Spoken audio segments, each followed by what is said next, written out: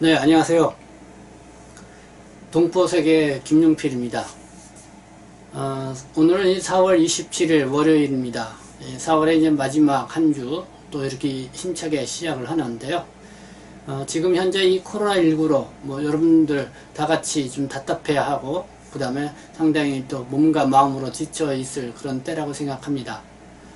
그래도 올 하루 한 주간만 또 잘 보내면은 이 한국에서의 코로나19는 어느 정도의 안정 기미를 보이지 않겠나 이런 기대를 가져봅니다. 네, 어쨌든 모두 이제 힘을 내시고요. 오늘은 지난 4월 20일 한 주 전에 이 장경률 연변일보 논설위원과 함께 이 경희대학교 중국법학과 교수인 강효백 교수를 만나서 인터뷰 시간을 가졌었는데요. 그 내용을 좀 소개를 해드릴까 합니다. 이 강효백 교수 하면은 여러분들에게는 좀 생소하게 들릴 수가 있겠죠. 그런데 이분을 좀 잠깐 좀 소개를 해드리면요. 경희대학교 법학과를 졸업을 하고 대만에서 이 국립정치대학원에서 이 법학 박사 학위를 받았습니다. 그리고 나서 이 주대만 대표부와 또 중국 상하이 총영사관을 거쳐서 이 중국 대사관에서 외교관으로 한 12년 동안 중국에서 생활을 해 왔습니다. 그러면서 이제는 베이징 대학 또 중국 인민대학 이런 곳에서도 이제는 강의를 했고요. 그리고 이제 주목을 받았던 거는 이 상하이 총영사로 있으면서 이 상하이 임시정부에 관한 기사를 이 중국 인민일보에 또 대서 특필을 해서 관심을 가졌습니다. 이 한국인 최초로 이 중국 인민일보에 이 기고문을 게재한 것이라고 합니다. 그리고 이 한국에 들어와서는 이 대학 교수로서 그리고 또 여러 중국과 관련된 전문 서적을 내고 있습니다. 지금까지 한 총 23권의 서적을 냈는데요. 이만큼 이전 이론과 실전 또 외교관으로서의 현장 경험이 풍부한 그런 보기 드문 중국통 전문가라고 할 수가 있습니다. 그래서 2018년에는 중국 통째로 바로 알기, 그 다음에 2019년에는 시진핑 제국이라고 하는 책을 내서 또 이렇게 주목을 받았습니다. 이렇게 얘기해도 그 사람이 중국 동포들에게는 어떤 사람이냐 또 이렇게 좀 막연하게 생각이 들 수도 있습니다. 그래서 이제 한 가지 더 말씀을 드리면은 2016년도 2월경이죠. 그때는 집권당이 새누리당이었습니다. 그리고 당대표가 이제 김무성 대표였죠. 그때 이제 김무성 대표가 한국 사회의 이 저출산 문제가 한참 심각하게 대두가 되니까 이 중국 동포를 적극적으로 수용을 해야 된다. 이렇게 이제 이야기를 했습니다. 그래서 이제는 중국 동포를 적극적으로 수용을 해야 된다. 어떻게 보면은 좀 반가운 이야기일 수도 있지만은 그때 이제는 들리는 어감으로는 중국 동포가 악이 나는 기계냐 이런 식으로 이제는 해석을 하고 받아들였던 것 같습니다. 그래서 이 중국 동포들도 이 김무성 대표의 이 말에 상당히 많이 또 마음의 상처를 받았다 이렇게 이야기를 했었고요. 그리고 저는 그때 한국 언론 방송에서도 이 김무성 대표의 발언이 부적절한 발언이다 이렇게 또 비평을 좀 많이 했었습니다. 그때 이제는 대표적으로 이 강효백 교수님이 경향신문에 이런 글을 썼습니다. 이 출산하러 올 조선족은 없다. 이렇게 쓰면서 지금 중국의 어떤 조선족 관련 이 소수민족 정책 이런 거에 대해서 제대로 이해를 못하고 그 다음에 이 중국 동포들에게 이 마음의 상처를 준 얘기를 했다. 중국 동포들이 무슨 아이라는 기계쯤으로 인식하게 했다 하면서 이 김무성 대표의 발언을 강하게 비판을 했던 그런 인물이기도 합니다. 이번 요 인터뷰에서는 뭐 이 코로나19로 지금 전 세계가 요동을 치고 있죠. 뭐 미국 그렇고 또 일본도 그렇고요. 어떻게 보면은 이 중국에서 코로나19가 발발을 해서 상당히 중국을 우려의 그런 시각으로 바라보았었죠. 그러다가 그 코로나19가 또 한국으로 와서 또 많이 번지는 바람에 또 한국에 대해서 상당히 우려하는 시각이 높았었습니다. 그러나 이제는 중국과 한국은 어느 정도 이 코로나19에 어느 정도 좀 뭐랄까요, 확진자도 적게 생기고 좀 다소 안정되는 그런 분위기가 있는 반면에 지금 뭐 유럽 지역서부터 이 미국 그리고 가까이 있는 일본까지도 이 확진자가 대거 늘어나고 있고 사망자도 많이 늘어나고 있어서 좀처럼 수그러들 그런 기미를 보이지가 않습니다. 심지어는 지금 북한의 김정은 사망했냐 안 했냐 또 한참 이렇게 논란이 일고 있죠. 뭐 들어보니까 어제는 그 중국에서 이 김정일이 공식적으로 사망한 것을 북한 당국이 발표한 것처럼 이렇게 영상을 제작을 해서 유포를 해서 또 많은 사람들이 정말 김정은이가 사망을 했다 이렇게 생각을 했었는데요. 근데 알고 보니까 그것도 조작된 가짜 뉴스였습니다. 참 정교하게 저도 그 영상을 봤는데 잘 만들었더라고요. 이렇게 이제 코로나19와 또 이 김정은과도 밀접한 관련이 있다. 그래서 지금 코로나19가 북한에도 많이 지금 퍼져 있다. 그래서 이거를 피해서 지금 김정은이가 평양에 가지 못하고 원산에서 이렇게 격리해서 있는 것이 아니냐라는 이런 이야기까지 나돌 정도입니다. 그만큼 이 코로나19가 세계 전반적으로 커다란 영향을 미치고 있습니다. 뭐 우리의 일상생활은 물론이고요. 그리고 경제, 또 정치 분야, 이렇게 또 국제관계 분야에까지 정말 앞날을 내다보기 어려울 정도로 이렇게 커다란 영향을 미치고 있습니다. 그런 가운데 이 코로나19가 이 세계가 급변할 수밖에 없다 하고 이렇게 강효배 교수는 내다보고 평가하면서 이 한국은 미국과 중국 이 두 나라와의 관계를 새롭게 정립을 하고 용중 용미해야 한다 하는 이런 입장을 밝혀서 나름대로 그 관심을 좀 갖게 되었습니다. 이 한국사에서는 이 지난 대선을 앞두고 일부 극우들에 의해서 이 반중 친미 목소리가 상당히 높게 나왔었죠. 그래서 이 중국 동포에 대해서도 뭐 조선족 게이트다, 뭐 차이나 게이트다 하면서 이 중국 동포들을 상당히 몰아세우는 그런 유튜브 방송과 이런 SNS를 통해서 많은 글들이 퍼져 나가고 그랬었습니다. 근데 제가 볼 때도 이 반중 친미는 올바른 외교 전술은 아니라고 생각이 듭니다. 상대방과 게임을 할 때 자기 패를 보여주는 그런 꼴밖에 안 된다 이런 생각이 드는 거죠. 오히려 훌륭한 이 게임가라고 하면은 상대방을 적이라고 하더라도 이용할 줄 아는 그런 전략을 구사하는 것이 맞다고 생각합니다.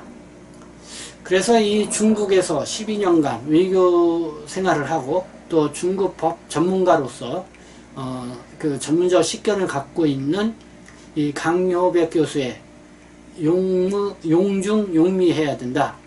중국과 미국을 이용할 줄 알아야 된다라고 하는 이 이야기가 더욱 이 설득력이 있다 이렇게 생각을 갖게 됩니다.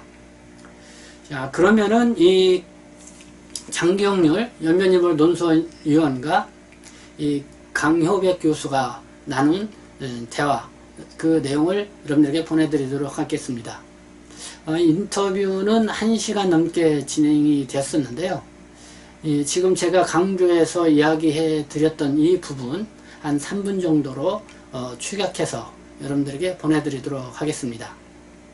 사실 한일 관계에 하고 한일 영원히 반비례합니다.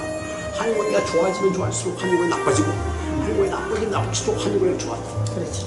임시란부터 이제까지 마찬가지입니다. 임시란부. 이건 하나의 공식이야. 공식에 그러니까 적은 우리 편이고 적은 친구분이 나쁜 놈이에요. 가장 원수가 일본이거든. 미국 아닙니다. 그쵸? 미국 뭔데? 미국 뭔데, 그 다음에 미국은 어떻게 하면 이제 같이 나눠먹기. 저쪽 막 우리는 같이 좀 하겠다. 물러가라, 미국아. 이런 거지. 원수, 그리고 미국은 메이버 하잖아요. 아름다운 믿겼어. 그리고 미국도 한 번도 중국에 권투 친다고 안 했어요. 같은 프랙마티즘이라고 실용주의고. 그리고 중국의 손중성 선생, 고프. 제일 좋아하는 데가 또 미국이고, 미국식이고. 미국은 원수 안 믿었어요. 우리, 이 친일파 신문들이 자꾸 중국의 축적은 미국으로 만들어놓고 있어요. 일본이 원수야. 이거 진짜 이게 중요합니다. 그래서 뭐예요? 뭔가 교수님은 이거 G2 말이거든요. 그런데 교수님은 주장하는 거는 C3, 그러니까 중국의 그 내용을 거기에 결국은 중국에다가 한자리 한국이어서 우리가 이게 중요한 공통체를 좀 맞습니다. 좀 맞습니다. 중국과 일본은 물과 기름이에요. 그러니까 할 수 없어. 같이 이게 공통 언어가 없어, 중말로. 매우 공통语言, 공통语言 없어요. 근데 미국과 중국은 공통语言 안 해. 왜냐면 서로 상생할 수 있어요. 미국과 중국의 어떤 최소 공배수, 최소 공격서에 대한 접점이 많아. 거기다 우리 국가 한국에서 같이 하면 그래서 착근해가지고 서로 같이 커퍼레이션, 협력의 시스템 이 공동체를 만들고 우리 공동체를 만들어야 한미중 공동. 그래서 서로 평화의 길로 가자 이거예요. G2는 서로 대립인데 우리가 G2는 대립인데 이거는 평화공동, 평화 그렇죠. 변형을 왜냐면 우리가 부채 있죠, 부채. 부채의 축이 되는 거예요, 이렇게. 이걸 바람이 싹 불어대요. 가위 같으면 이 가위의 축, 이게 우리 한국이야. 근데 이 가위는 이제 서로 전쟁이니까 서로 안 돼. 부채, 평화의 바람을. 부채의 축 있잖아요. 부채의 축은 한국이고, 이거 부채살은 이제 미중 양국이고, 이걸 이렇게 하고. 그래서 용미용중이 가능하대요. 맨날 용중, 미국과 중국을 잘 활용하고, 그렇지. 우리가 왜냐면 접착제가 참 좋거든. 아까 말씀드렸듯이. 개별적인 사람들처럼 해저블로 몰지 말고 화합으로 몰아야 돼. 그러니까요. 우리 가장 큰 한국이 부채의 축이 돼서 미국과 중국이 평화의 바람을 일으킬 수 있도록 하자. 강유백 교수의 어떤 이 도전적인 구상, 참 멋있다 이렇게 생각이 듭니다. 이 강 교수는 저서를 통해서 한국과 중국의 관계뿐만 아니라 미국, 일본과의 관계도 중요하게 언급을 했고요. 그 결과 내린 결론은 그렇습니다. 이 중국 시진핑 시대에 이 중국은 일본과는 이 대립각을 세울 수밖에 없다는 것입니다. 그리고 미국 트럼프와는 무역전쟁, 또 코로나 바이러스 문제로 대립각을 세우고 있지만은 사실 이 중미 관계는 상생을 추구할 수밖에 없는 그런 관계이다, 이런 분석이죠. 여기에 이제는 강 교수는 이렇게 얘기를 합니다. 이 한중일 관계에서 한국의 역할은 제한적일 수밖에 없다. 한중 관계가 좋아지면은 이 한일 관계가 이렇게 좋아지지 않는 이 반비례의 이런 공식이 통하기 때문에 그렇겠죠. 그러나 이 한미중 관계에서는 이 한국이 중요한 역할을 할 수가 있다. 그래서 이제는 강요배 교수님이 얘기한 것처럼 한국이 이 부채를 접었다 펼쳤다 하는 이 부채 손잡이 역할론을 주창을 한 것입니다. 이 강 교수가 주역의 중국을 통째로 바로 알자라는 이런 책을 냈는데요. 이 책을 읽어보면은 상당히 재미가 있습니다. 이 책을 쓰게 된 그 이유는 이렇게 설명을 합니다. 이 한국은 이 중국에 대해서 반만년의 역사를 함께 이웃해 왔기 때문에 어느 누구보다도 중국인의 습성에 대해서 잘 알 수 있는 그런 요소를 갖고 있다는 거죠. 그럼에도 불구하고 이 서양과 일본의 오도된 정보로 이 현재 중국을 바라보고 있는 한국인들이 많다. 이런 안타까운 점이 있다는 것입니다. 그렇기 때문에 이 강요백 교수는 지금 현재 한국인들이 중국에 대해 갖고 있는 이 선입견을 버려야 한다. 벗어버려라. 이렇게 얘기를 하고 있습니다. 이 중국 통째로 바로 알기 이 책을 통해서 바로 이런 주장을 펼치고 있는 것입니다. 끝으로 이 장경률 연변일보 논설위원 조선족 인사이죠. 그래서 이 관심을 가질 수밖에 없는데요.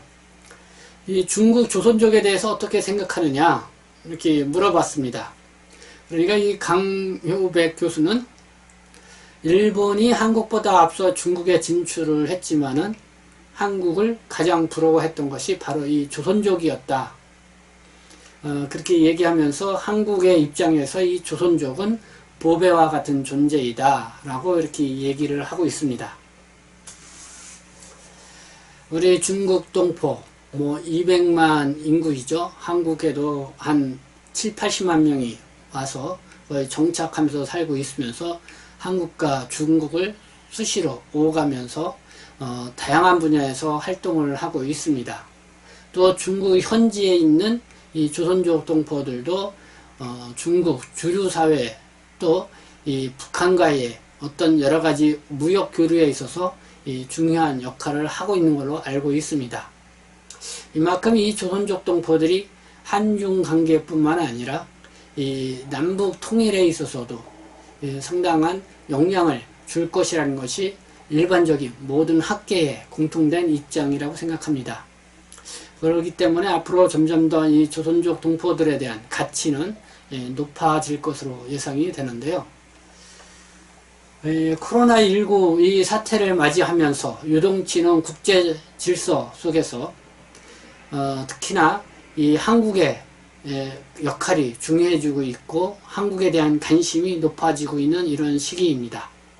이때에 이 강효백 교수님이 얘기하는 것처럼 정말 부채의 축이 되어서 미국과 중국을 잘 활용하여서 평화와 공존의 바람을 일으켰으면 좋겠다. 이런 기대를 가져봅니다. 네, 지금까지 경청해 주셔서 감사합니다. 저는 동포세계신문 대표 편집국장 김용필이었습니다.